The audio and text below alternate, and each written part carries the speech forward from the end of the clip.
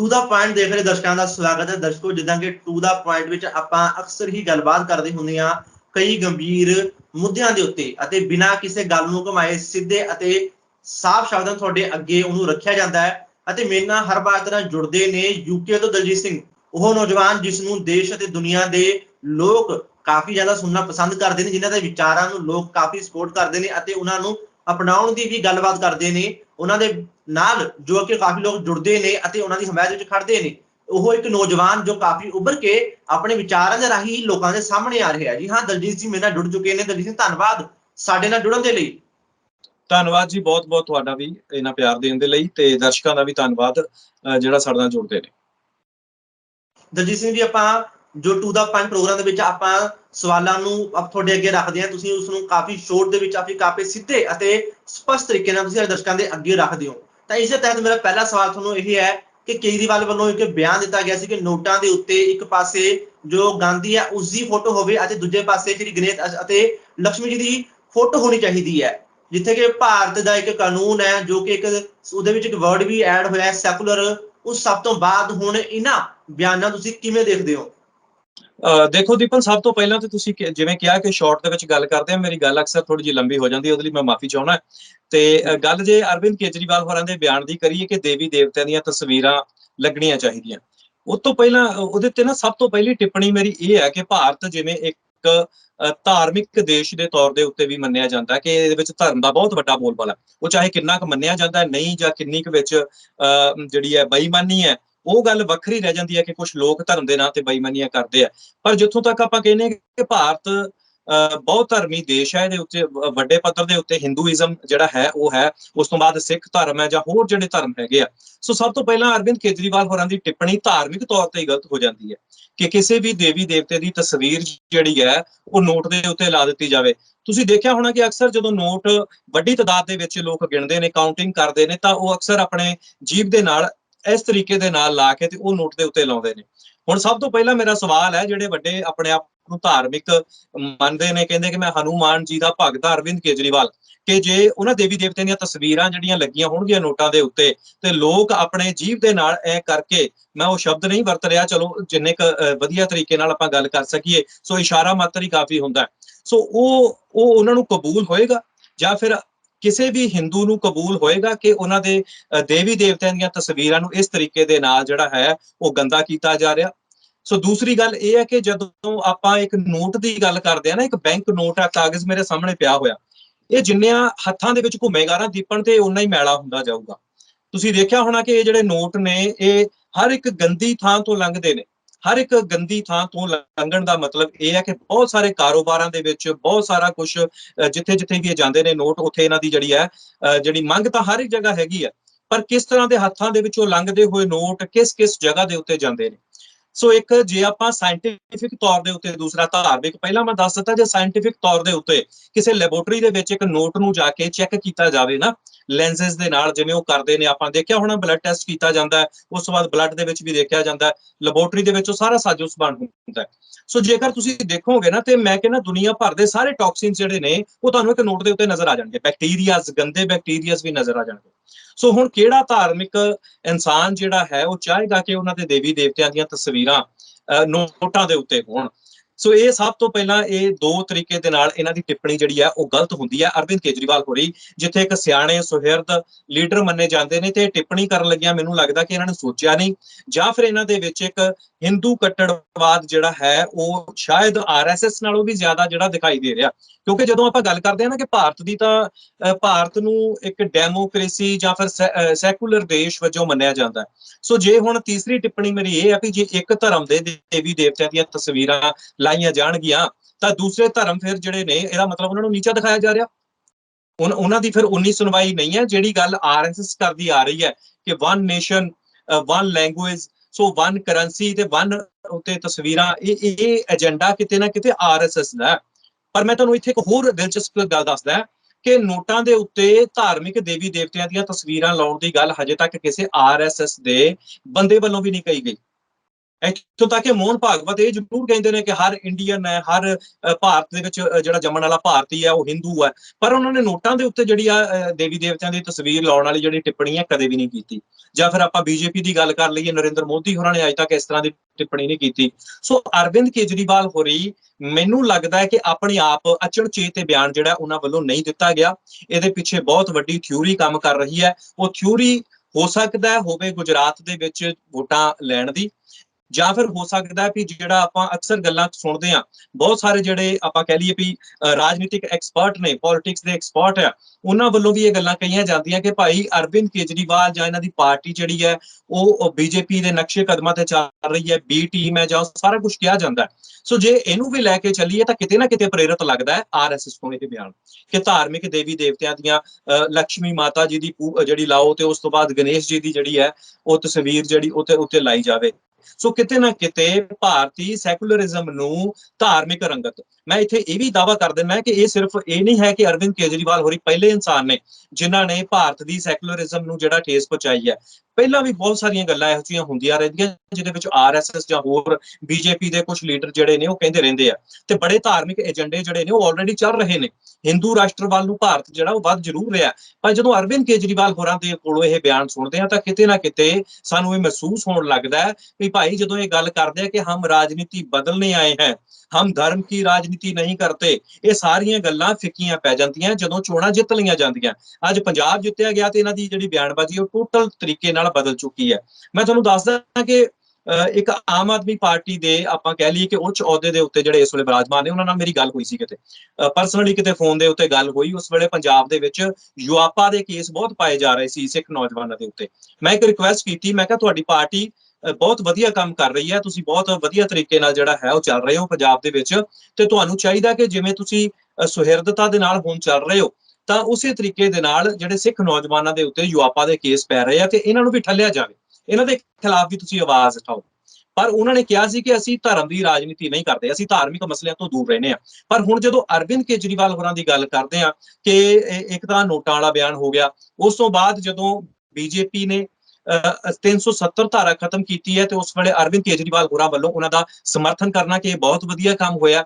ਤੀਸਰਾ, ਜਦੋਂ Donald Trump ਜਦੋਂ ਭਾਰਤ ਆਉਂਦੇ ਨੇ, ਇੱਕ ਪਾਸੇ ਦਿੱਲੀ ਦੇ ਵਿੱਚ ਬੈਠ ਕੇ ਉਹ ਲੰਚ ਜਾਂ ਡਿਨਰ ਕਰ ਰਹੇ ਹੁੰਦੇ ਨਰਿੰਦਰ ਮੋਦੀ ਹੋਰਾਂ ਨਾਲ, ਦੂਜੇ ਪਾਸੇ ਮੁਸਲਮਾਨਾਂ ਦੇ ਉੱਤੇ ਜਿਹੜਾ ਅਤਿਆਚਾਰ ਹੋ ਰਿਹਾ ਹੁੰਦਾ ਉਹਦੇ ਬਾਰੇ ਇੱਕ ਵੀ ਸ਼ਬਦ ਜਿਹੜਾ ਅਰਵਿੰਦ ਕੇਜਰੀਵਾਲ ਹੋਰਾਂ ਵੱਲੋਂ ਨਹੀਂ ਬੋਲਿਆ ਗਿਆ, ਕਿਤੇ ਵੀ ਰਿਕਾਰਡ ਨਹੀਂ ਹੈਗਾ।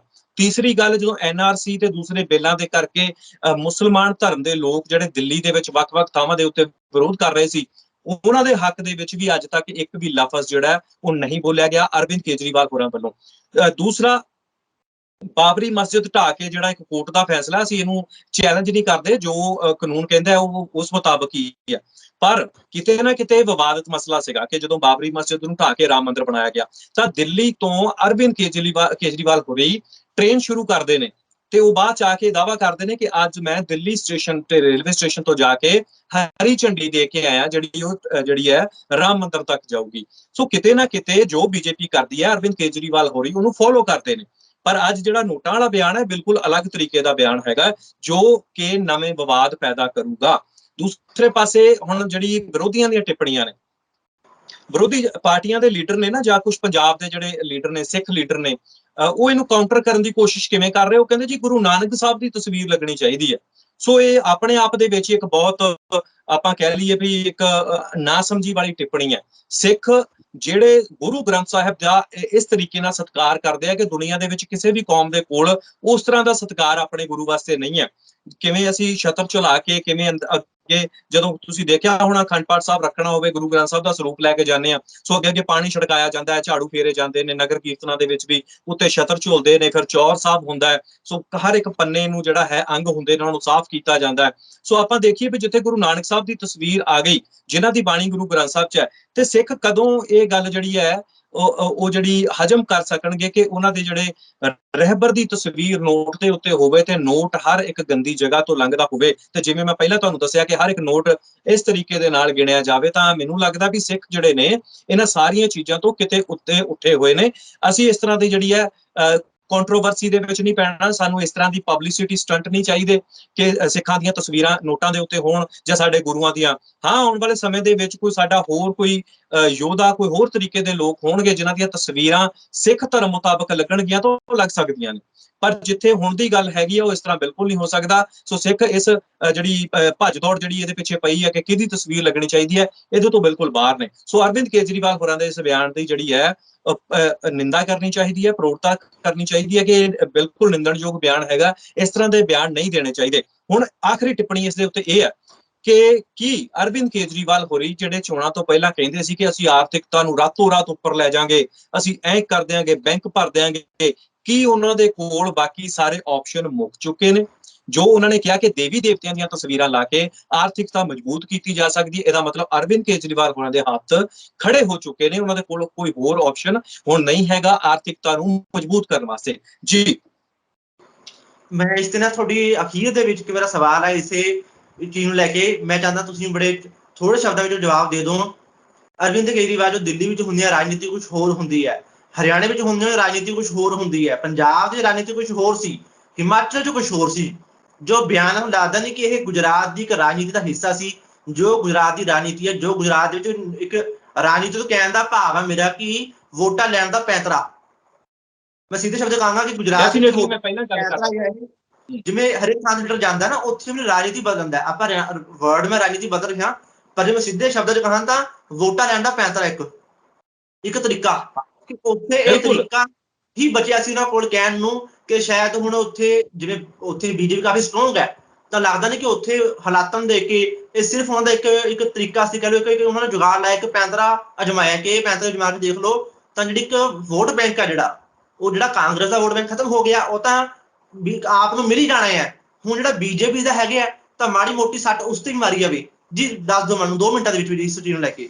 ਬਿਲਕੁਲ ਇਹ ਗੱਲ ਮੈਂ ਪਹਿਲਾਂ ਸ਼ੁਰੂ ਦੇ ਵਿੱਚ ਹੀ ਕਰ ਦਿੱਤੀ ਹੈ ਕਿ ਗੁਜਰਾਤ ਦੇ ਵਿੱਚ ਇਸ ਵੇਲੇ ਚੋਣਾਂ ਸਿਰ ਤੇ ਨੇ, ਉਸ ਤੋਂ ਪ੍ਰੇਰਿਤ ਲੱਗਦਾ ਹੈ ਕਿ ਇੱਕ ਇਹ ਗੱਲ ਹੋ ਸਕਦੀ ਹੈ ਕਿ ਬਿਆਨ ਜਿਹੜਾ ਚੋਣਾਂ ਜਿੱਤਣ ਲਈ ਹੋਵੇ ਗੁਜਰਾਤ ਦੇ ਵਿੱਚ, ਕਿਉਂਕਿ ਬੀਜੇਪੀ ਜਿਹੜੀ ਉਹ ਹਮੇਸ਼ਾ ਧਾਰਮਿਕ ਕੁਛ ਇਸ ਤਰ੍ਹਾਂ ਦਾ ਜਿਹੜਾ ਹੈ ਉਹ ਉੱਠ ਬੈਠ ਕਰਕੇ ਮਤਲਬ ਧਾਰਮਿਕ ਤੌਰ ਦੇ ਉੱਤੇ ਲੋਕਾਂ ਨੂੰ ਥੋੜਾ ਜਿਹਾ ਪੰਪ ਦੇ ਕੇ ਤੇ ਵੋਟਾਂ ਜਿਹੜੀਆਂ ਲੈਂਦੀ ਹੈ। ਸੋ ਕਿਤੇ ਨਾ ਕਿਤੇ ਅਰਵਿੰਦ ਕੇਜਰੀਵਾਲ ਹੋਰਾਂ ਦਾ ਬਿਆਨ ਕਿ ਦੇਵੀ ਦੇਵਤਿਆਂ ਦੀਆਂ ਤਸਵੀਰਾਂ ਲੱਗਣੀਆਂ ਚਾਹੀਦੀਆਂ, ਇਹ ਮੈਨੂੰ ਲੱਗਦਾ ਗੁਜਰਾਤ, ਹਿਮਾਚਲ ਜਾਂ ਦੂਸਰੀਆਂ ਸਟੇਟਾਂ ਜਿਹੜੀਆਂ ਨੇ, ਕਿਉਂਕਿ ਉੱਥੇ ਬਹੁ ਗਿਣਤੀ ਹਿੰਦੂ ਧਰਮ ਦੇ ਲੋਕ ਵਸਦੇ ਨੇ, ਸੋ ਉਹਨਾਂ ਨੂੰ ਖੁਸ਼ ਕਰਨ ਦੇ ਲਈ ਇਹ ਬਿਆਨ ਜਿਹੜਾ ਦਿੱਤਾ ਗਿਆ। ਸੋ ਜਿਹੜੇ ਲੋਕ ਸਮੇਂ ਦੇ ਉੱਤੇ ਆਪਣੇ ਬਿਆਨ ਬਦਲਦੇ ਨੇ ਉਹਨਾਂ ਤੋਂ ਪੰਜਾਬੀਆਂ ਨੂੰ ਘੱਟੋ ਘੱਟ ਬਚ ਕੇ ਰਹਿਣਾ ਚਾਹੀਦਾ। ਜੀ ਦਲਜੀਤ ਸਿੰਘ ਜੀ, ਹੁਣ ਪੰਜਾਬ ਵਾਲੇ ਪਾਸੇ ਆਉਂਦੇ ਆ। ਪੰਜਾਬ ਦੇ ਵਿੱਚ ਜਿਹੜੀ ਘਟਨਾਕ੍ਰਮ ਕਾਫੀ ਖੁੱਲ ਕੇ ਸਾਹਮਣੇ ਆਇਆ ਹੈ। ਹੁਣ ਦੱਸ ਦਈਏ ਕਿ ਸਰਬਜੀਤ ਸਿੰਘ ਹੁੰਦਾ ਉਹਨਾਂ ਵੱਲੋਂ ਜੋ ਇੱਕ ਪ੍ਰੋਗਰਾਮ ਸੀ ਅੰਮ੍ਰਿਤਸਰ ਦੇ ਵਿੱਚ ਉਸਨੂੰ ਰੋਕ ਦਿੱਤਾ ਗਿਆ ਹੈ। ਇਹ ਕੀ ਸਾਰੇ ਘਟਨਾਕ੍ਰਮ ਸੀਗਾ, ਸਾਡੇ ਦਰਸ਼ਕਾਂ ਨੂੰ ਦੱਸੋ ਕਿਹਨਾਂ ਕਾਰਨਾਂ ਕਰਕੇ ਅਤੇ ਕਿਉਂ ਰੋਕਿਆ ਗਿਆ ਇਹ? ਦੇਖੋ, ਸਭ ਤੋਂ ਪਹਿਲਾਂ ਮੈਂ ਗੱਲ ਕਰਨੀ ਚਾਹੁੰਦਾ ਕਿ ਸਿੱਖ ਧਰਮ ਦੇ ਵਿੱਚ ਕੁਝ ਵਿਵਾਦ ਨੇ ਜਿਨ੍ਹਾਂ ਨੂੰ ਤੂਲ ਦਿੱਤੀ ਜਾਂਦੀ ਰਹੀ ਹੈ ਪਿਛਲੇ 15, 20, 25 ਸਾਲ ਤੋਂ, ਕੁਝ ਦਹਾਕਿਆਂ ਤੋਂ ਕਹਿ ਲਈਏ। ਉਹ ਐਸੇ ਵਿਵਾਦ ਨੇ ਜਿਹੜੇ ਸੋਲਵ ਨਹੀਂ ਹੋਏ 25, 30 ਸਾਲਾਂ ਦੇ ਵਿੱਚ, ਤੇ ਸੋਲਵ ਹੋਣ ਦੀ ਬਜਾਏ ਨਿਤ ਗੁੰਝਲਦਾਰ ਹੁੰਦੇ ਗਏ ਉਹ ਵਿਵਾਦ। ਇੱਕ ਤਾਂ ਦਸਮ ਗ੍ਰੰਥ ਦਾ, ਦੂਸਰਾ ਵਿਵਾਦ ਹੈਗਾ ਬਾਣੀ ਨੂੰ ਲੈ ਕੇ ਕਿ ਪਹਿਲੀ ਪੌੜੀ ਕਿੱਥੇ ਤੱਕ ਪੜ੍ਹੀ ਜਾਣੀ ਚਾਹੀਦੀ ਹੈ, ਕਿਹੜੀ ਜਿਹੜੀ ਬਾਣੀ ਹੈ ਗੁਰੂ ਸਾਹਿਬਾਂ ਦੀ ਹੈ, ਕਿਹੜੀ ਅੰਗਰੇਜ਼ਾਂ ਵੱਲੋਂ ਫਿੱਟ ਕੀਤੀ ਗਈ ਹੈ, ਕਿਹੜੀ RSS ਵੱਲੋਂ ਫਿੱਟ ਕੀਤੀ ਗਈ ਹੈ। ਸੋ ਇਹ ਕੁਝ ਵਿਵਾਦ ਨੇ, 25-30 ਸਾਲ ਤੋਂ ਇਹ ਵਿਵਾਦ ਚੱਲੇ ਆ ਰਹੇ ਨੇ। ਪਰ ਹੋਇਆ ਕੀ ਹੈ, ਇਹਨਾਂ ਵਿਵਾਦਾਂ ਦਾ ਫਾਇਦਾ ਜਿਹੜਾ ਸਿੱਖ ਵਿਰੋਧੀ ਤਾਕਤਾਂ ਲੰਬੇ ਸਮੇਂ ਤੋਂ ਲੈ ਰਹੀਆਂ, ਜਿੱਥੇ ਜਿਹੜਾ ਸਿੱਖਾਂ ਦਾ ਨਿਸ਼ਾਨਾ ਹੋਣਾ ਚਾਹੀਦਾ ਸੀ ਇਕਜੁੱਟ ਹੋ ਕੇ, ਉਸ ਨਿਸ਼ਾਨੇ ਤੋਂ ਸਿੱਖ ਜਿਹੜੇ ਨੇ ਭਟਕ ਚੁੱਕੇ ਨੇ, ਕਿਉਂਕਿ ਉਹਨਾਂ ਨੂੰ ਇਹਨਾਂ ਵਿਵਾਦਾਂ ਦੇ ਵਿੱਚ ਕਰਾ ਕੇ ਇਨਵੋਲਵ ਕਰਕੇ ਗੁੰਝਲ ਦੇ ਵਿੱਚ ਪਾ ਕੇ ਉਹ ਲੋਕ ਜਿਹੜੇ ਨੇ ਇਹਨਾਂ ਨੂੰ ਆਪਸ 'ਚ ਲੜਾ ਕੇ ਰੱਖਣਾ ਚਾਹੁੰਦੇ ਆ ਕਿ ਆਪਸ ਦੇ ਵਿੱਚ ਜਿਹੜੇ ਨੇ ਉਹ ਲੜਦੇ ਰਹਿਣ ਤੇ ਜਿਹੜਾ ਅਸਲ ਨਿਸ਼ਾਨਾ ਹੈ, ਜਿਹੜੇ ਸਿੱਖ ਕੌਮ ਦੇ ਹਿੱਤ ਨੇ, ਹੱਕ ਨੇ, ਉਹਨਾਂ ਤੋਂ ਇਹ ਭਟਕੇ ਰਹਿਣ। ਸੋ ਪਹਿਲੇ ਤਰੀਕੇ ਦੇ ਨਾਲ ਆਪਾਂ ਇਹ ਗੱਲ ਕਹਿ ਸਕਦੇ ਹਾਂ। ਸੋ ਇਹਦੇ ਵਿੱਚੋਂ ਆ ਵਿਵਾਦ ਜਿਹੜੇ ਪੈਦਾ ਕੀਤੇ ਗਏ ਆ। ਹੁਣ ਦੇਖੋ, ਦਸਮ ਗ੍ਰੰਥ ਦਾ ਐਸਾ ਮਾਮਲਾ ਹੈਗਾ ਜਿਹੜਾ ਸੌਰਟ ਆਊਟ ਜਿਹੜਾ ਹਜੇ ਤੱਕ ਨਹੀਂ ਹੋਇਆ ਤੇ ਹਜੇ ਆਉਣ ਵਾਲੇ ਸਮੇਂ ਦੇ ਵਿੱਚ ਉਹ ਸੌਰਟ ਆਊਟ ਹੁੰਦਾ ਨਹੀਂ ਲੱਗਦਾ। ਸੋ ਸਾਡੇ ਲੋਕਾਂ ਨੂੰ ਕੀ ਚਾਹੀਦਾ ਸੀ ਕਿ ਇਸ ਵਿਵਾਦ ਨੂੰ ਜਿਹੜਾ ਹੈ ਉਹ ਸਾਈਡ ਤੇ ਰੱਖ ਦਿਓ। ਪਰ ਭਾਈ ਜਿਹੜੇ ਦਸਮ ਗ੍ਰੰਥ ਨੂੰ ਮੰਨਦੇ ਨੇ ਉਹ ਮੰਨੀ ਜਾਣ, ਜਿਹੜੇ ਨਹੀਂ ਮੰਨਦੇ ਉਹ ਨਾ ਮੰਨਣ। ਇਹਦੇ ਉੱਤੇ ਜਿਹੜਾ ਵਿਵਾਦ ਹੈਗਾ ਉਹ ਨਹੀਂ ਸੀ ਹੋਣਾ ਚਾਹੀਦਾ, ਕਿਉਂਕਿ ਇਹਦਾ ਫਾਇਦਾ ਜਿਹੜਾ ਦੂਸਰੇ ਲੋਕ ਲੈ ਰਹੇ ਨੇ। ਕਿਉਂਕਿ ਇੰਟਰਨਲ ਤੇ ਐਕਸਟਰਨਲ ਦੋ ਤਰ੍ਹਾਂ ਦੇ ਵਿਵਾਦ ਨੇ। ਮਤਲਬ ਇਹ ਸਿੱਖਾਂ ਦਾ ਇੰਟਰਨਲ ਵਿਵਾਦ ਹੈ ਤੇ ਸਿੱਖ ਆਪਣੇ ਤੌਰ ਤੇ ਜੇ ਅੰਦਰੋਂ ਅੰਦਰ ਇਹਨੂੰ ਹੱਲ ਨਹੀਂ ਕਰ ਸਕਦੇ ਤਾਂ ਇਹਨੂੰ ਸਾਈਡਲਾਈਨ ਕਰ ਦੇਣਾ ਚਾਹੀਦਾ।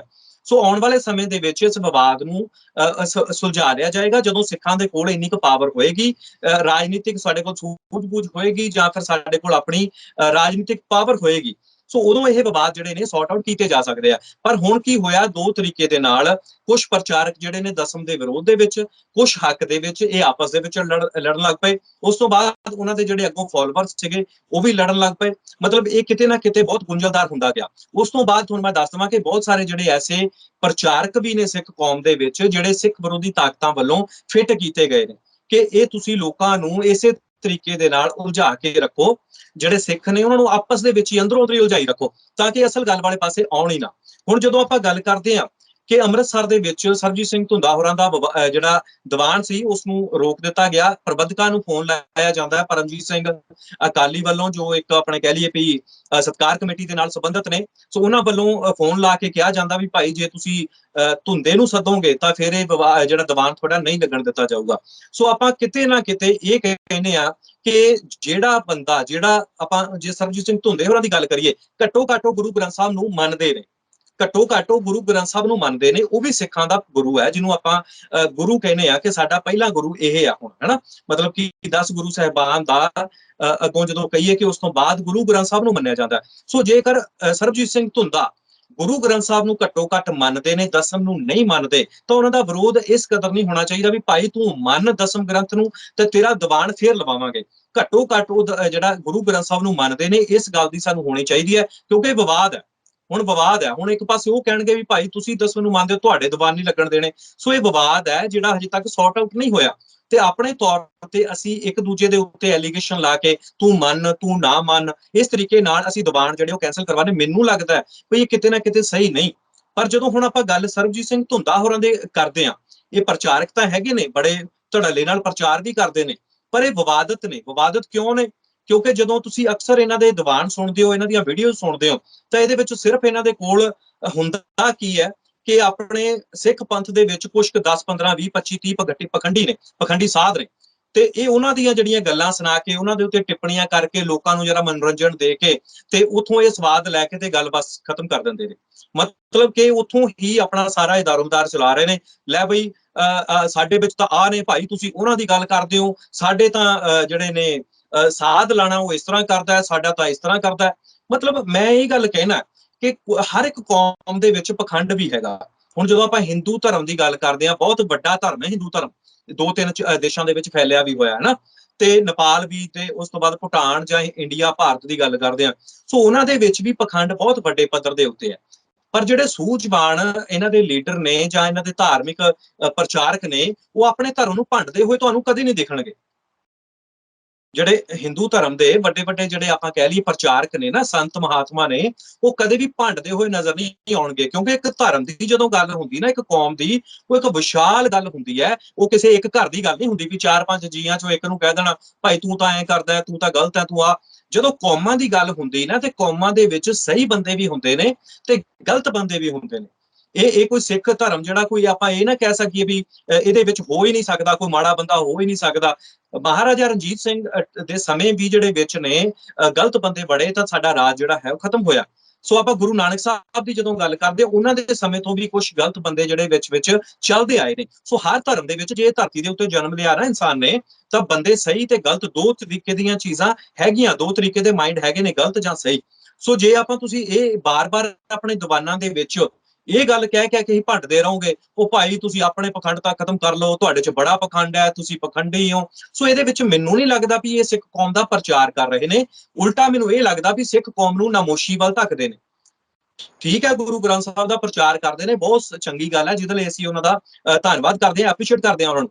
ਪਰ ਕਿਤੇ ਨਾ ਕਿਤੇ ਹਰ ਇੱਕ ਦੀਵਾਨ ਦੇ ਵਿੱਚ ਜਦੋਂ ਕਹਿੰਦੇ ਨੇ ਭਾਈ ਤੁਹਾਡਾ ਤੇ ਸਾਧ ਕਹਿੰਦਾ ਵੀ ਆ ਜਿਹੜੀ ਪੁੱਤੀ ਹੈ ਇਹ ਮਹਾਰਾਣੀ ਵਿਕਟੋਰੀਆ ਹੁੰਦੀ ਸੀ, ਇਹ ਤਾਂ ਇਸ ਤਰ੍ਹਾਂ ਹੁੰਦੀ ਸੀ, ਲਓ ਬਈ ਤੁਸੀਂ ਤਾਂ ਤੁਹਾਡਾ ਤੇ ਸਿੱਖਾਂ ਦਾ ਬੇੜਾ ਹੀ ਗਰਕ ਹੋ ਗਿਆ, ਤੁਹਾਡਾ ਤੇ ਐ ਹੋ ਗਿਆ। ਹੁਣ ਤੁਸੀਂ ਮੈਨੂੰ ਇੱਕ ਗੱਲ ਦੱਸੋ, ਈਸਾਈਆਂ ਦੇ ਵਿੱਚ ਵੱਡੇ ਪੱਧਰ ਦੇ ਉੱਤੇ ਪਖੰਡਵਾਦ ਚੱਲਦਾ, ਪਖੰਡਵਾਦ ਚੱਲਿਆ ਪੂਰੇ ਤਰੀਕੇ ਨਾਲ। ਕਿੱਥੇ ਪੌਪ ਨੇ ਜਾਂ ਫਿਰ ਕਿੱਥੇ ਉਹਨਾਂ ਦੇ ਵੱਡੇ ਜਿਹੜੇ ਲੋਕ ਨੇ, ਉਹਨਾਂ ਨੇ ਆ ਕੇ ਕਿਹਾ ਵੀ ਆਹ ਜੀ ਚੀਜ਼ਾਂ ਗਲਤ ਨੇ, ਕੰਡੈਮ ਕਰਦੇ ਆ। ਹੁਣ ਜਦੋਂ ਜਥੇਦਾਰ ਨੂੰ ਮਿਲੇ ਨੇ ਇਹਨਾਂ ਦੇ 5-7 ਬੰਦੇ, ਹੁਣ ਜਾ ਕੇ ਉਹਨਾਂ ਨੇ ਗੱਲ ਕੀਤੀ ਜਦੋਂ ਵਿਵਾਦ ਬਹੁਤ ਵੱਡੇ ਪੱਧਰ ਦੇ ਉੱਤੇ ਹੋ ਗਿਆ।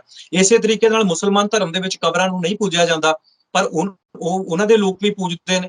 ਪਰ ਉਹਨਾਂ ਨੇ ਵੀ ਕਦੇ ਵੱਡੇ ਪੱਧਰ ਦੇ ਉੱਤੇ ਆਪਣੇ ਧਰਮ ਨੂੰ ਨਹੀਂ ਭੰਡਿਆ ਹੈਗਾ। ਮਤਲਬ ਮੈਂ ਇਹ ਨਹੀਂ ਕਹਿੰਦਾ ਭੰਡਣਾ ਨਹੀਂ ਚਾਹੀਦਾ, ਪਰ ਤੁਸੀਂ ਜਦੋਂ ਕਹਿੰਦੇ ਹੋ ਕਿ ਮੈਂ ਦੀਵਾਨ ਤੋਂ ਜਿੰਨੇ ਪੈਸੇ ਵਟਣੇ ਨੇ ਉਹ ਮੈਂ ਇਹ ਪਖੰਡੀਆਂ ਦਾ, ਜਿਹੜੇ ਸਿੱਖ ਧਰਮ ਦੇ ਵਿੱਚ ਜਿਹੜੇ ਪਖੰਡੀ ਨੇ ਉਹਨਾਂ ਦੀਆਂ ਗੱਲਾਂ ਸੁਣਾ ਕੇ, ਉਹਨਾਂ ਦੇ ਟੋਟਕੇ ਸੁਣਾ ਕੇ ਮੈਂ ਲੋਕਾਂ ਨੂੰ ਮਨੋਰੰਜਨ ਕਰਕੇ ਉਹਨਾਂ ਦਾ, ਤੇ ਫਿਰ ਮੈਂ ਜਿਹੜੇ ਪੈਸੇ ਵਟਾਂ, ਫਿਰ ਤੁਸੀਂ ਕਹਿੰਦੇ ਹੋ ਭਾਈ ਮੇਰੇ ਦੀਵਾਨ ਰੋਕੇ ਜਾਂਦੇ ਨੇ।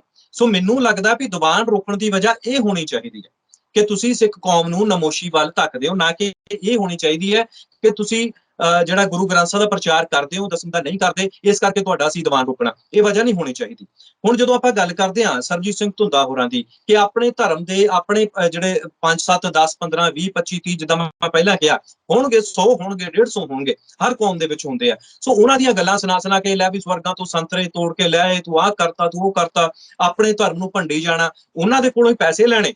ਅੱਗੇ ਬੈਠੀ ਢੱਡਰੀਆਂ ਵਾਲੇ ਬਾਬਾ ਜੀ ਵੀ ਤੇ ਐਂ ਹੀ ਕਰਦੇ ਨੇ ਨਾ, ਸਿੱਖਾਂ ਨੂੰ ਭੰਡ ਕੇ ਤੇ ਉਹਨਾਂ ਦੇ ਕੋਲੋਂ ਪੈਸੇ ਕਮਾ ਰਹੇ ਨੇ, ਉਹਨਾਂ ਦੇ ਕੋਲੋਂ ਆਨਲਾਈਨ ਦੀਵਾਨ ਦੇ ਵਿੱਚ ਜਿਹੜੇ ਨੇ ਉਹ ਪੈਸੇ ਵੀਵਰਸ਼ਿਪ ਦੇ ਆਧਾਰ ਦੇ ਉੱਤੇ ਲੈ ਰਹੇ ਆ। ਇਸੇ ਤਰੀਕੇ ਨਾਲ ਸਰਬਜੀਤ ਸਿੰਘ ਧੁੰਦਾ ਹੋਰੀ ਜਿਹੜੇ ਨੇ ਉਹ ਆਪਣੇ ਕੌਮ ਦੀਆਂ ਕਮੀਆਂ ਗਨਾ ਕੇ ਆਪਣੀ ਕੌਮ ਦੇ ਕੋਲੋਂ ਹੀ ਪੈਸਾ ਇਕੱਠਾ ਕਰ ਰਹੇ ਨੇ। ਇਹ ਹੋਣਾ ਚਾਹੀਦਾ ਮੁੱਖ ਰੀਜ਼ਨ ਉਹਨਾਂ ਦੇ ਦੀਵਾਨ ਜਿਹੜੇ ਰੋਕਣ ਦਾ। ਅੱਛਾ, ਅਗਲੀ ਗੱਲ ਤੁਹਾਨੂੰ ਮੈਂ ਦੱਸਦਾ ਕਿ ਜਿਹੜਾ ਅੰਮ੍ਰਿਤਪਾਲ ਸਿੰਘ ਹੈ ਉਹਨਾਂ ਨੇ ਵਿਰੋਧ ਕੀਤਾ ਜੀ, ਜਿਹੜੇ ਈਸਾਈ ਪਾਸਟਰ ਨੇ ਉਹਨਾਂ ਦਾ ਵਿਰੋਧ ਕੀਤਾ, ਤੇ ਸਰਬਜੀਤ ਸਿੰਘ ਧੁੰਦਾ ਹੋਰੀ ਜਿਹੜੇ ਨੇ ਇਨਡਾਇਰੈਕਟਲੀ ਉਹਨਾਂ ਦੇ ਵਿਰੋਧ ਦੇ ਵਿੱਚ ਵੀ ਆ ਗਏ, ਅੰਮ੍ਰਿਤਪਾਲ ਦੇ ਵਿਰੋਧ ਦੇ ਵਿੱਚ ਵੀ। ਫਿਰ ਉੱਥੇ ਉਹਨਾਂ ਨੇ ਉਹੀ ਆਪਣਾ ਰਾਗ ਆਪਣਾ ਸ਼ੁਰੂ ਕਰ ਦਿੱਤਾ। ਇੱਕ ਇੰਟਰਵਿਊ ਮੈਂ ਸੁਣ ਰਿਹਾ ਸੀ ਉਹਨਾਂ ਦੀ, ਉਹ ਕਹਿ ਰਹੇ ਆ ਭਾਈ ਪਹਿਲਾਂ ਈਸਾਈ ਪਾਸਟਰਾਂ ਨੂੰ ਕਹਿਣ ਤੋਂ ਪਹਿਲਾਂ ਆਪਣੇ ਧਰਮ ਦੇ ਤਾਂ ਲੋਕ ਦੇਖ ਲਓ ਜਿਹੜੇ ਸਾਡੇ ਧਰਮ ਦੇ ਵਿੱਚ ਕਰ ਰਹੇ ਆ। ਹੁਣ ਦੀਪਨ ਮੈਨੂੰ ਤੁਸੀਂ ਦੱਸੋ, ਜਿਹੜੀਆਂ ਮੈਂ ਟਿੱਪਣੀਆਂ ਪਹਿਲਾਂ ਤੁਹਾਨੂੰ ਦੱਸ ਕੇ ਹਟਿਆ ਵੀ ਸਾਡੇ 100 150 ਜਿਹੜੇ ਪਖੰਡੀ ਸਾਡੇ ਕੌਮ ਦੇ ਵਿੱਚ ਹੋਣਗੇ, ਜੇ ਕੋਈ ਇੱਕ ਪਖੰਡੀ ਇਹ ਕਹਿ ਰਿਹਾ ਭਈ ਆਹ ਫਲਾਣੇ ਜਿਹੜੀ ਪੰਜਾਬ 'ਚ ਕਿਸੇ ਸਾਧ ਦੀ ਕੁੱਤੀ ਰੱਖੀ ਹੋਈ ਸੀ, ਉਹ ਕੁੱਤੀ ਕਿਸੇ ਵੇਲੇ ਜਦੋਂ ਮਰ ਜਾਂਦੀ ਹੈ ਤੇ ਉਹ ਇੰਗਲੈਂਡ ਦੀ ਮਹਾਰਾਣੀ ਬਣਦੀ ਹੈ। ਇਹ ਕਿਸੇ ਸਾਧ ਨੇ ਨਾ ਬੈਠੇ ਨੇ ਆਪਣੇ ਜਿਹੜਾ ਉਹ ਲਾ ਰਿਹਾ ਸੀ ਦੀਵਾਨ, ਉਹਦੇ ਵਿੱਚ ਸੁਣਾਈ ਜਿਹੜੀ ਸਿੱਖ ਸੰਗਤ ਅੱਗੇ ਬੈਠੀ ਸੀਗੀ। ਮੈਨੂੰ ਹੁਣ ਤੁਸੀਂ ਦੱਸੋ ਕਿ ਇੱਕ ਪਾਸੇ ਇਹ ਟਿੱਪਣੀ ਹੋ ਗਈ, ਹੁਣ ਤੁਸੀਂ ਮੈਨੂੰ ਇਹਦਾ ਨੁਕਸਾਨ ਦੱਸਿਓ, ਤੇ ਦੂਸਰੇ ਪਾਸੇ ਉਹਨਾਂ ਈਸਾਈ ਪਾਸਟਰਾਂ ਦੇ ਸਿੱਖ ਜਿਹੜੇ ਗਰੀਬ ਸਿੱਖ ਨੇ ਜਿਨ੍ਹਾਂ ਨੂੰ ਵਰਗਲਾ ਕੇ ਧਰਮ ਬਦਲ ਰਹੇ ਨੇ, ਸੋ ਇੱਕ ਪਾਸੇ ਉਹ ਹੋ ਗਏ। ਹੁਣ ਇਹਨਾਂ ਦੇ ਵਿੱਚੋਂ ਮੈਨੂੰ ਜ਼ਿਆਦਾ ਨੁਕਸਾਨ ਦੇ ਦੱਸੋ ਕਿਹੜਾ? ਜਿਹੜੇ ਸਾਧ ਨੇ ਕੁੱਤੀ ਦੀ ਜਿਹੜੀ ਗੱਲ ਸੁਣਾਈ ਹੈ ਵੀ ਉਹ ਕੁੱਤੀ ਭਾਈ ਐ ਬਾਅਦ ਚ ਮਹਾਰਾਣੀ ਵਿਕਟੋਰੀਆ ਬਣ ਗਈ, ਫੇਕ ਹੈ, ਝੂਠ ਹੈ, ਇਹ ਇਸ ਤਰ੍ਹਾਂ ਦਾ ਕੁਝ ਨਹੀਂ ਹੁੰਦਾ, ਮੰਨਦੇ ਨੇ, ਪਰ ਉਹਦਾ ਇੱਕ ਪਾਸੇ ਨੁਕਸਾਨ ਹੈ। ਇੱਕ ਪਾਸੇ ਈਸਾਈ ਪਾਸਟਰ ਜਿਹੜੇ ਨੇ ਉਹ ਗਰੀਬ ਸਿੱਖਾਂ ਨੂੰ, ਪੇਂਡੂ ਸਿੱਖਾਂ ਨੂੰ ਜਿਹੜਾ ਵਰਗਲਾ ਕੇ ਤੇਰਾ ਮੈਂ ਸ਼ੂਗਰ ਠੀਕ ਕਰ ਦੂੰ, ਤੈਨੂੰ ਤੇਰਾ ਰਾਤੋਂ ਰਾਤ ਅਮੀਰ ਤੈਨੂੰ ਕਰ ਦੂੰ, ਤੈਨੂੰ ਆਹ ਕਰ ਦੂੰ, ਉਹਨੂੰ ਵਾਈਬ੍ਰੇਸ਼ਨ ਜੀ ਝਟਕੇ ਲਾ ਕੇ ਥੱਲੇ ਜ਼ਮੀਨ ਤੇ ਸੁੱਟ ਕੇ ਤੇ ਉਹਨਾਂ ਦਾ ਧਰਮ ਪਰਿਵਰਤਨ ਕਰ ਰਹੇ ਨੇ। ਹੁਣ ਤੁਸੀਂ ਮੈਨੂੰ ਦੱਸੋ ਕਿਹੜਾ ਜ਼ਿਆਦਾ ਨੁਕਸਾਨਦੇਹ ਹੈ? ਹੁਣ ਸਰਬਜੀਤ ਸਿੰਘ ਧੁੰਦਾ ਹੋਰੀ ਉਹਨਾਂ ਦੀਆਂ ਕਹਾਣੀਆਂ ਦੇ ਵਿੱਚ ਹੀ ਫਸੇ ਹੋਏ ਆ, ਲੈ ਬਈ ਉਹ ਮਹਾਰਾਣੀ ਵਿਕਟੋਰੀਆ ਨੂੰ ਕਿੱਦਾਂ ਕੁੱਤੀ ਬਣ ਸਕਦੀ ਹੈ। ਹੁਣ ਜੇ ਅੰਮ੍ਰਿਤਪਾਲ ਇੱਕ ਐਡੇ ਵੱਡੇ ਕੌਜ਼ ਨੂੰ ਲੈ ਕੇ ਚੱਲੇ ਆ ਕਿ ਭਾਈ ਧਰਮ ਪਰਿਵਰਤਨ ਹੋ ਰਿਹਾ, ਤੇ ਸਰਬਜੀਤ ਸਿੰਘ ਧੁੰਦਾ ਹੋਰੀ ਇਨਡਾਇਰੈਕਟਲੀ ਅੰਮ੍ਰਿਤਪਾਲ ਦਾ ਵਿਰੋਧ ਕਰ ਰਹੇ ਨੇ, ਉੱਥੇ ਪੋਚਾ ਫੇਰਨ ਦੀ ਕੋਸ਼ਿਸ਼ ਕਰ ਰਹੇ ਕਿ ਤੁਸੀਂ ਇਹਨਾਂ ਨੂੰ ਨਾ ਕਹੋ, ਇਹਨਾਂ ਨੂੰ ਧਰਮ ਬਦਲ ਲੈਣ ਦਿਓ, ਤੁਸੀਂ ਆਪਣੀ ਕੁੱਤੀ ਦੀ ਤੇ ਉਹ ਜਿਹੜਾ ਸਾਧ ਕੁੱਤੀ ਦੀ ਘਟਨਾ ਸੁਣਾਉਂਦਾ ਉਹਦੇ ਵੱਲ ਧਿਆਨ ਦਿਓ ਤੁਸੀਂ। ਹੁਣ ਤੁਸੀਂ ਮੈਨੂੰ ਦੱਸੋ ਵੀ ਇਹ ਪਰਦਾ ਪਾਉਣ ਵਾਲੀ ਗੱਲ ਨਹੀਂ ਹੈ ਕਿ ਜਿਹੜੀਆਂ ਤਾਕਤਾਂ ਬਾਹਰੋਂ, ਜਿਹੜੀਆਂ ਤਾਕਤਾਂ ਸਿੱਖਾਂ ਦੇ ਉੱਤੇ ਹਾਵੀ ਹੋ ਰਹੀਆਂ ਨੇ, ਉਹਨਾਂ ਨੂੰ ਦਰਕਿਨਾਰ ਕਰ ਦਿਓ, ਉਹਨਾਂ ਨੂੰ ਇਗਨੋਰ ਕਰ ਦਿਓ, ਤੇ ਆਪਣੇ 15-20 ਜਿਹੜੇ ਪਖੰਡੀ ਨੇ ਤੁਹਾਡਾ ਸਾਰਾ ਕੰਸੈਂਟਰੇਸ਼ਨ ਉਹਨਾਂ ਵੱਲ ਰਹਿਣਾ ਚਾਹੀਦਾ। ਸੋਚਣ ਵਾਲੀ ਗੱਲ ਹੈ ਨਾ। ਤੁਸੀਂ ਹੁਣ ਇਹ ਦੇਖੋ ਕਿ ਬਾਹਰੋਂ ਜਿਹੜੀਆਂ, ਅੱਛਾ ਹੁਣ ਇੱਕ ਪ੍ਰਚਾਰਕ ਦਾ ਮਤਲਬ ਕੀ ਹੁੰਦਾ ਬਈ? ਪ੍ਰਚਾਰਕ ਦਾ ਮਤਲਬ ਸਿਰਫ ਆਪਣੇ ਸਾਧਾਂ ਨੂੰ ਭੰਡਣਾ ਹੁੰਦਾ? ਪ੍ਰਚਾਰਕ ਦਾ ਮਤਲਬ ਬਾਹਰੋਂ ਜਿਹੜੀਆਂ ਸਾਨੂੰ ਮਾਰਾਂ ਪੈ ਰਹੀਆਂ ਉਹਦੇ ਬਾਰੇ ਵੀ ਬੋਲਣਾ ਹੁੰਦਾ। ਤੇ ਸਰਬਜੀਤ ਸਿੰਘ ਧੁੰਦਾ ਹੋਰੀ ਅੱਜ ਤੱਕ ਬੋਲੇ ਨੇ ਨਾ ਈਸਾਈ ਪਾਸਟਰਾਂ ਤੇ, ਨਾ ਗੁਰੂ ਗ੍ਰੰਥ ਸਾਹਿਬ ਦੀਆਂ ਬੇਅਦਬੀਆਂ ਤੇ ਨਾ ਕੋਈ ਹੋਰ ਜਿਹੜਾ ਵੱਡਾ ਕੌਜ਼ ਹੁੰਦਾ। ਹੁਣ ਮੈਂ ਤੁਹਾਨੂੰ ਹੋਰ ਗੱਲ ਦੱਸ ਦਿੰਦਾ, ਦੀਪ ਸਿੱਧੂ ਜਦੋਂ ਇਸ ਧਰਤੀ ਦੇ ਉੱਤੇ ਵਿਚਰਦਾ ਸੀ ਤਾਂ ਸਰਬਜੀਤ ਸਿੰਘ ਧੁੰਦਾ ਹੋਰੀ ਇਨਡਾਇਰੈਕਟਲੀ ਉਹਨਾਂ ਦਾ ਵਿਰੋਧ ਵੀ ਕਰਦੇ ਰਹੇ ਆ। ਤੇ ਅੱਜ ਉਹ ਦੀਪ ਸਿੱਧੂ ਜਿਸ ਦੇ ਸੰਸਕਾਰ ਦੇ ਉੱਤੇ 7 ਲੱਖ ਬੰਦਾ ਪਹੁੰਚ ਜਾਂਦਾ ਤੇ ਦੁਨੀਆ ਭਰ ਦੇ ਗੁਰਦੁਆਰਿਆਂ 'ਚ ਉਸ ਦੀਪ ਸਿੰਘ ਸਿੱਧੂ ਹੋਰਾਂ ਦੀਆਂ ਤਸਵੀਰਾਂ ਲੱਗਦੀਆਂ, ਕੌਮੀ ਯੋਧਾ ਕਿਹਾ ਜਾਂਦਾ, ਤੇ ਸਰਬਜੀਤ ਸਿੰਘ ਧੁੰਦਾ ਹੋਰੀ ਇਨਡਾਇਰੈਕਟਲੀ ਦੀਪ ਸਿੰਘ ਸਿੱਧੂ ਹੋਰਾਂ ਦਾ ਵਿਰੋਧ ਕਰਦੇ ਰਹੇ ਆ। ਤੇ ਹੁਣ ਅਗਲੀ ਗੱਲ ਸੁਣ ਲਓ, ਸਰਬਜੀਤ ਸਿੰਘ ਧੁੰਦਾ ਹੋਰੀ ਉਹਨਾਂ ਲੋਕਾਂ ਦਾ ਸਮਰਥਨ ਕਰਦੇ ਨੇ ਜਿਹੜੇ ਪੰਥਕ ਵਿਚਾਰਧਾਰਾ ਦੇ ਵਿਰੋਧ ਦੇ ਵਿੱਚ ਨੇ। ਅਮਰੀਕਾ ਤੋਂ ਇੱਕ ਚੈਨਲ ਚੱਲਦਾ ਜਿਹਨੂੰ ਪਤਾ ਨਹੀਂ, ਮੈਨੂੰ ਨਾਮ ਭੁੱਲ ਗਿਆ ਉਹਨਾਂ ਦਾ, ਉਹ ਉੱਥੇ ਇੱਕ 2 ਜਣੇ ਬੈਠੇ ਹੁੰਦੇ ਨੇ, ਇੱਕ ਗੋਲਡੀ ਹੈ, ਇੱਕ ਹੋਰ ਉਹਨਾਂ ਦੇ ਨਾਲ ਹੈ। ਉਹਨੇ ਸਾਰਾ ਜ਼ੋਰ ਦੀਪ ਸਿੰਘ ਸਿੱਧੂ ਨੂੰ ਭੰਡਣ ਦੇ ਉੱਤੇ ਲਾਇਆ, ਪੰਥਕ ਸੋਚ ਨੂੰ ਕਿਸਾਨੀ ਮੋਰਚੇ ਦੇ ਵਿੱਚੋਂ ਦਰਕਿਨਾਰ ਕਰਨ ਦੇ ਲਈ ਲਾਇਆ ਕਿ ਇੱਥੇ ਕੋਈ ਪੰਥਕ ਸੋਚ ਨਹੀਂ ਹੈ, ਇੱਥੇ ਕੋਈ ਗੁਰੂ ਦੀ ਮਿਹਰ ਨਹੀਂ ਹੈ, ਨਿਸ਼ਾਨ ਸਾਹਿਬ ਨਹੀਂ ਲੱਗਣੇ ਚਾਹੀਦੇ, ਇੱਥੇ ਲੰਗਰ ਨਹੀਂ ਚੱਲਣੇ ਚਾਹੀਦੇ। ਉਹ ਚੈਨਲ ਨੇ ਪੂਰਾ ਵਿਰੋਧ ਕੀਤਾ। ਉਸ ਤੋਂ ਬਾਅਦ ਜਦੋਂ ਦੀਪ ਸਿੰਘ ਸਿੱਧੂ ਦੀ ਜਿਹੜੀ ਸ਼ਹੀਦੀ ਹੋ ਜਾਂਦੀ ਹੈ, ਉਸ ਤੋਂ ਬਾਅਦ ਰੀਨਾ ਰਾਏ ਨੂੰ ਇੱਕੋ ਚੈਨਲ ਸੀ ਜਿਹੜਾ ਆਪਣੇ ਅੱਗੇ ਲੈ ਕੇ ਆਇਆ। ਰੀਨਾ ਰਾਏ ਨੇ ਉਸ ਚੈਨਲ ਤੋਂ ਇਲਾਵਾ ਕਿਸੇ ਨੂੰ ਵੀ ਜਿਹੜੀ ਆਪਣੀ ਇੰਟਰਵਿਊ ਨਹੀਂ ਦਿੱਤੀ, ਤੇ ਉਸ ਇੰਟਰਵਿਊ ਦੇ ਵਿੱਚ ਵੀ ਰੀਨਾ ਰਾਏ ਦੇ ਕੋਲੋਂ ਉਹ ਚੀਜ਼ਾਂ ਕਢਵਾਉਣ ਦੀ ਕੋਸ਼ਿਸ਼ ਕਰਦੇ ਨੇ ਉਹ ਦੋ ਬੰਦੇ ਜਿਹੜੇ ਨੇ, ਕਿ ਉਹਦੇ ਨਾਲ ਦੀਪ ਸਿੰਘ ਸਿੱਧੂ ਅਤੇ ਪੰਥਕ ਸੋਚ ਜਿਹੜੀ ਹੈ ਉਹਨੂੰ ਕਿਤੇ ਨਾ ਕਿਤੇ ਡਿਮੋਰਲਾਈਜ਼ ਕੀਤਾ ਜਾਵੇ, ਕਿ ਦੀਪ ਸਿੰਘ ਸਿੱਧੂ ਦੀ ਜਿਹੜੀ ਇਮੇਜ ਹੈ ਬਿਲਕੁਲ ਖਰਾਬ ਕੀਤੀ ਜਾਵੇ। ਤੇ ਇਹ ਜਿਹੜੇ ਸਰਬਜੀਤ ਸਿੰਘ ਧੁੰਦਾ ਹੋਰੀ ਨੇ, ਜਿਹੜੇ ਸਿੱਖ ਪ੍ਰਚਾਰਕ ਕਹਿੰਦੇ ਨੇ ਕਿ ਮੈਂ ਤਾਂ ਪਖੰਡਵਾਦ ਦਾ ਵਿਰੋਧੀ ਹਾਂ, ਮੈਂ ਤੇ ਨਰੋਲ ਗੁਰੂ ਗ੍ਰੰਥ ਸਾਹਿਬ ਦੀ ਜਿਹੜੀ ਵਿਚਾਰਧਾਰਾ ਦੇ ਨਾਲ ਸਹਿਮਤ ਹਾਂ, ਇਹ ਉਹਨਾਂ ਦੇ ਨਾਲ ਯਾਰੀਆਂ ਪਗਾਉਂਦੇ ਨੇ। ਉਹਦੇ ਮੈਂ ਸਕਰੀਨਸ਼ਾਟ ਤੁਹਾਨੂੰ ਭੇਜ ਦਿਆਂਗਾ, ਤੁਸੀਂ ਲਾ ਵੀ ਦਿਓ। ਉਹਦੇ ਵਿੱਚ ਇਹਨਾਂ ਦੀ ਉਹਨਾਂ ਦੇ ਨਾਲ ਪੂਰੀ ਯਾਰੀ ਹੈ। ਉਹ ਜਿਹੜੇ ਅਮਰੀਕਾ ਵਾਲੇ ਜਿਹੜੇ ਦੋ ਬੰਦੇ ਬੈਠਦੇ ਨੇ ਚੈਨਲ ਦੇ ਉੱਤੇ, ਜੋ ਰੱਜ ਕੇ ਜਿਹੜੇ ਆਪਾਂ ਕਹਿ ਲਈਏ ਵੀ ਪੰਥਕ ਸੋਚ ਨੂੰ ਭੰਡਦੇ ਨੇ, ਕੁੱਲ ਮਿਲਾ ਕੇ ਕਹਿ ਲਈਏ ਪੰਥ ਵਿਰੋਧੀ ਤੇ ਕਾਮਰੇਡ ਬਿਰਤੀ ਦੇ ਉਹ ਲੋਕ ਨੇ। ਸੋ ਸਰਬਜੀਤ ਸਿੰਘ ਧੁੰਦਾ ਹੋਰਾਂ ਦੀ ਉਹਨਾਂ ਨਾਲ ਯਾਰੀ ਹੈ। ਉਹਨਾਂ ਦੇ ਟੀਵੀ ਦੇ ਉੱਤੇ ਉਹ ਜਾਂਦੇ ਨੇ, ਉਹਨਾਂ ਨੂੰ ਲੜੀਵਾਰ ਆਪਣੇ ਪ੍ਰੋਗਰਾਮ ਦਿੰਦੇ ਨੇ। ਹੁਣ ਤੁਸੀਂ ਮੈਨੂੰ ਇੱਕ ਪਾਸੇ ਗੱਲ ਦੱਸਿਓ, ਹੁਣ ਮੈਂ ਤੁਹਾਨੂੰ ਸਵਾਲ ਪੁੱਛਦਾ ਤੇ ਦੇਖਣ ਵਾਲਿਆਂ ਨੂੰ, ਹਰਨੇਕ ਨੇਕੀ ਦਾ ਸਿੱਖ ਕੌਮ ਕਿੰਨਾ ਕੁ ਵਿਰੋਧ ਕਰਦੀ ਹੈ? ਹਰਨੇਕ ਨੇਕੀ ਸਿੱਖ ਕੌਮ ਵਾਸਤੇ ਕੀ ਆ? ਸਾਨੂੰ ਤਾਂ ਉਹ ਪੰਥ ਵਿਰੋਧੀ ਲੱਗਦਾ ਨਾ। ਉਹਨੇ ਕਿੰਨਾ ਕੁਛ ਕੀਤਾ, ਗੁਰੂਆਂ ਤੱਕ ਨੂੰ ਗਲਤ ਕਹਿ ਦਿੱਤਾ, ਗਾਲਾਂ ਕੱਢੀਆਂ ਯੋਧਿਆਂ ਨੂੰ, ਉਹਨੇ ਉਹ ਸਿੱਖਾਂ ਨੂੰ ਗਾਲਾਂ ਕੱਢਦਾ ਸ਼ਰੇਆਮ। ਸੋ ਇੱਕ ਉਹ ਸੋਚ ਤੇ ਇੱਕ ਉਹ ਅਮਰੀਕਾ ਦੇ ਵਿੱਚ ਬੈਠੇ ਜਿਹੜੇ ਨੇ, ਉਹ ਇੱਕੋ ਸੋਚ ਦੇ ਮਾਲਕ ਨੇ। ਹੁਣ ਸਰਬਜੀਤ ਸਿੰਘ ਧੁੰਦਾ ਹੋਰੀ ਇਹ ਅਮਰੀਕਾ ਵਾਲਿਆਂ ਦੇ ਯਾਰੀ ਪਗਾਉਂਦੇ ਨੇ। ਹੁਣ ਇਹਨਾਂ ਦੀ ਜਿਹੜੀ ਸੋਚ ਹੈ ਉਹ ਨੇਕੀ ਨਾਲ ਮਿਲਦੀ ਆ। ਹੁਣ ਕੁੱਲ ਮਿਲਾ ਕੇ ਆਪਾਂ ਦੇਖੋ ਵੀ ਇੱਥੋਂ ਗੱਲ ਸ਼ੁਰੂ ਹੁੰਦੀ ਹੈ ਤੇ ਨਿਊਜ਼ੀਲੈਂਡ ਤੱਕ ਜਾ ਰਹੀ ਹੈ। ਹੁਣ ਜਦੋਂ ਇਹ ਕਹਿਣ ਵੀ ਮੇਰੇ ਤਾਂ ਜੀ ਦੀਵਾਨ ਰੋਕ ਲਏ ਗਏ, ਮੇਰੇ ਤਾਂ ਆਹ ਕਰ ਦਿੱਤਾ, ਮੇਰਾ ਤਾਂ ਉਹ ਕਰ ਦਿੱਤਾ, ਸੋ ਫਿਰ ਬਣਦਾ ਨਹੀਂ। ਤੁਹਾਡੀ ਸੋਚ ਤੁਹਾਡੀ ਯਾਰੀ ਉਹਨਾਂ ਨਾਲ, ਨੇਕੀ ਵਰਗਿਆਂ ਨਾਲ ਯਾਰੀ ਤੁਹਾਡੀ ਇਨਡਾਇਰੈਕਟਲੀ ਆਪਾਂ ਕਹਿੰਦੇ ਆ, ਕਿਉਂਕਿ ਤੁਹਾਡੀ ਯਾਰੀ ਉਹਨਾਂ ਦੇ ਤੱਕ ਹੈ। ਅਮਰੀਕਾ ਵਾਲੇ ਜਿਹੜੇ ਦੋ ਬਹਿੰਦੇ ਨੇ, ਜਿਹੜੇ ਸਾਰਾ ਦਿਨ ਜਿਹਨਾਂ ਦਾ ਕੰਮ ਭੰਡਣਾ, ਜਿਹੜਾ ਸਿੱਖ ਸੋਚ ਨੂੰ ਭੰਡਣਾ, ਤੇ ਉਹਨਾਂ ਦੀ ਸੋਚ ਰਲਦੀ ਹੈ ਨੇਕੀ ਦੇ ਨਾਲ। ਹੁਣ ਸਰਬਜੀਤ ਸਿੰਘ ਧੁੰਦਾ ਹੋਰੀ ਬੈਠੇ ਆਪਣੇ ਪਖੰਡੀਆਂ ਨੂੰ ਭੰਡ ਕੇ ਲੋਕਾਂ ਦਾ ਮਨੋਰੰਜਨ ਕਰਕੇ ਕਹਿੰਦੇ ਮੈਂ ਸਿੱਖ ਕੌਮ ਦਾ ਪ੍ਰਚਾਰ ਕਰ ਰਿਹਾ, ਸਿੱਖ ਨੂੰ ਨਮੋਸ਼ੀ ਵੱਲ ਧੱਕਦੇ ਨੇ। ਉਤੋਂ ਇਹਨਾਂ ਦੇ ਅਮਰੀਕਾ ਵਾਲੇ ਯਾਰ ਵੀ ਇਹੀ ਕਰਦੇ, ਉਤੋਂ ਹਰਨੇਕ ਨੇਕੀ ਵੀ ਇਹ ਕਰਦਾ। ਸੋ ਫਿਰ ਇਹ ਕਹਿੰਦੇ ਨੇ ਮੈਂ ਬੜਾ ਪ੍ਰਚਾਰ ਕਰ ਰਿਹਾ। ਸੋ ਪ੍ਰਚਾਰ ਇਹ ਹੈ ਜਾਂ ਫਿਰ ਦੀਪ ਸਿੰਘ ਸਿੱਧੂ ਹੋਰੀ ਕਰਦੇ ਰਹੇ ਨੇ? ਜਿਹੜਾ ਦੀਪ ਸਿੰਘ ਸਿੱਧੂ ਨੇ, ਹੁਣ ਤੁਹਾਨੂੰ ਮੈਂ ਅਖੀਰਲੀ ਟਿੱਪਣੀ ਹੈ, ਮੈਨੂੰ ਪਤਾ ਲੰਬਾ ਹੋ ਗਿਆ ਪਰ ਇਹਨੂੰ ਸਮਝਾਉਣਾ ਬਹੁਤ ਜ਼ਰੂਰੀ ਆ। ਹੁਣ ਦੀਪ ਸਿੰਘ ਸਿੱਧੂ ਤਾਂ ਸਿਰੋਂ ਵੀ ਮੋਨਾ ਸੀ, ਦਾੜੀ ਵੀ ਕੱਟੀ ਸੀ, ਅੰਮ੍ਰਿਤ ਵੀ ਨਹੀਂ ਸੀ ਛਕਿਆ ਹੋਇਆ। ਤੇ ਉਸ ਬੰਦੇ ਦੀ ਮੈਨੂੰ ਇੱਕ ਵੀ ਗੱਲ ਦੱਸ ਦਿਓ ਜਿਹੜੀ ਉਹਨੇ ਸਿੱਖ ਕੌਮ ਨੂੰ ਨਮੋਸ਼ੀ ਵੱਲ ਲਿਜਾਂਦੀ ਹੋਈ ਕੀਤੀ ਹੋਵੇ, ਇੱਕ ਵੀ ਗੱਲ। ਮੈਂ ਆਪਣੇ ਦੋਸਤਾਂ ਮਿੱਤਰਾਂ ਨੂੰ ਬੇਨਤੀ ਕਰਦਾ, ਜਿਹੜੇ ਨੌਜਵਾਨ ਨੇ ਖਾਸ ਤੌਰ ਤੇ, ਕਿ ਦਸਮ ਗ੍ਰੰਥ ਦਾ ਮਸਲਾ ਬਣਾ ਕੇ ਆਪਸ ਦੇ ਵਿੱਚ ਲੜਨਾ ਤੁਸੀਂ ਵੀ ਬੰਦ ਕਰੋ। ਮੈਂ ਕੋਈ ਪ੍ਰਚਾਰਕ ਨਹੀਂ, ਮੈਂ ਇੰਟੈਲੈਕਚੁਅਲ ਨਹੀਂ ਹੈਗਾ, ਪਰ ਮੈਂ ਤੁਹਾਨੂੰ ਦੀਪ ਸਿੰਘ ਸਿੱਧੂ ਦੀ ਉਦਾਹਰਨ ਦੇਣ ਲੱਗਿਆ ਕਿ ਦੀਪ ਨੇ ਇੱਕ ਵੀ ਗੱਲ ਜਿਹੜੀ ਸਿੱਖ ਕੌਮ ਨੂੰ ਡਿਮੋਰਲਾਈਜ਼ ਕਰਦੀ ਹੋਵੇ ਕੀਤੀ ਸੀ? ਨਹੀਂ ਸੀ ਕੀਤੀ। ਉਹਨੇ ਕਦੇ ਵੀ ਜਿਹੜੇ ਸਿੱਖਾਂ ਦੇ ਅੰਦਰੂਨੀ ਵਿਵਾਦ ਸੀ ਉਹਨਾਂ ਨੂੰ ਬਾਹਰ ਲਿਆ ਕੇ ਨਹੀਂ ਕੱਢਿਆ ਕਿ ਉਹ ਸਾਰਿਆਂ ਸਾਹਮਣੇ ਭੰਡਦਾ ਰਵੇ। ਉਹ ਉਹਨਾਂ ਗੱਲਾਂ ਦੀ ਕਰਦਾ ਸੀ ਜਿਹੜੀਆਂ ਬਾਹਰੋਂ ਸਾਨੂੰ ਮਾਰਾਂ ਪੈ ਰਹੀਆਂ। ਇੱਕ ਪਾਸੇ ਉਹ ਪ੍ਰਚਾਰਕ ਨਹੀਂ ਸੀਗਾ, ਇੱਕ ਪਾਸੇ ਉਹ ਸਿੱਖ ਨਹੀਂ ਸੀ, ਤਾਂ ਉਹ ਇਹ ਗੱਲਾਂ ਕਰ ਰਿਹਾ। ਦੂਸਰੇ ਪਾਸੇ ਸਰਬਜੀਤ ਸਿੰਘ ਧੁੰਦਾ ਹੋਰੀ ਨੇ, ਜਿਹੜੇ ਪ੍ਰਚਾਰਕ ਮੰਨਦੇ ਨੇ ਆਪਣੇ ਆਪ ਨੂੰ, ਤੇ ਸਿੱਖਾਂ ਦੀ ਸਾਰਾ ਦਿਨ ਜਿਹੜੀ ਬਦਗੋਈ ਕਰਦੇ ਰਹਿੰਦੇ ਦੀਵਾਨਾਂ ਦੇ ਵਿੱਚ। ਮੈਂ ਇਹ ਨਹੀਂ ਕਹਿੰਦਾ ਨਹੀਂ ਕਰਨੀ ਚਾਹੀਦੀ, ਪਰ ਤੁਸੀਂ ਕਮਾਉਣੇ ਹੀ ਉਹਦੇ ਤੋਂ, ਫਿਰ ਤੁਸੀਂ ਯਾਰੀਆਂ। ਹੁਣ ਦੀਪ ਸਿੰਘ ਸਿੱਧੂ ਨੇ ਕਦੇ ਵੀ ਅੰਦਰੂਨੀ ਵਿਵਾਦਾਂ ਦੀ ਗੱਲ ਨਹੀਂ ਕੀਤੀ। ਸੋ ਕਦੇ ਵੀ ਦੀਪ ਸਿੰਘ ਸਿੱਧੂ ਦੇ ਮੂੰਹ ਚੋਂ ਤੁਸੀਂ ਇਹ ਨਹੀਂ ਸੁਣਿਆ ਹੋਣਾ ਵੀ ਭਾਈ ਤੁਸੀਂ ਦਸਮ ਗ੍ਰੰਥ ਨੂੰ ਨਾ ਮੰਨੋ, ਦਸਮ ਗ੍ਰੰਥ ਨੂੰ ਮੰਨੋ, ਆਹ ਬਾਣੀ ਇੱਥੋਂ ਤੱਕ ਪੜ੍ਹਨੀ ਹੈ, ਆਹ ਬਾਣੀ ਇੱਥੋਂ ਤੱਕ ਪੜ੍ਹਨੀ ਹੈ। ਇਹ ਸਾਡੇ ਹੈਗੇ ਅੰਦਰੂਨੀ ਵਿਵਾਦ।